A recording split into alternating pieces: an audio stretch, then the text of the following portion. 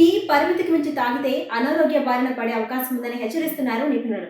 National university of Singapore అధ్యయనం ప్రకారం tea అలవాటున్న వారికి ఆలోచన శక్తి, నేర్చుకోవడం, జ్ఞాపక శక్తి, ఏకాగ్రత తగ్గుదల నెమ్మదిగా ఉంటుందని స్పష్టం చేసింది. అలాగే ఓ డచ్ అధ్యయనం ఏం చెప్తోందంటే రోజు కనీసం 3 కప్పులు టీ తాగే వాళ్ళలో హృద్రోగ ముప్పు తాగని వారి కంటే 45% తక్కువగా ఉంటుంది.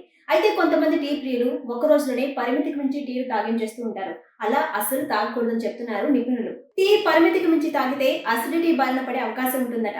కెఫిన్ టీలో ఎక్కువ మోతాదులో ఉంటుంది కాబట్టి ఎసిడిటీకి కారణమవుతుంది. అది కూడా ఖాళీ కడుపులో టీ తాగడం మంచిది కాదని నిపుణులు చెప్తున్నారు. అలాగే టీ ఎక్కువ తాగడం వల్ల మలబద్ధకం వచ్చే అవకాశం ఉంది. టీలో ఉండే కెఫిన్ కి తలనొప్పిని తగ్గించే శక్తి ఉంది కాబట్టి తలనొప్పిగా ఉంటే చాలా మంది టీ తాగుతూ ఉంటారు.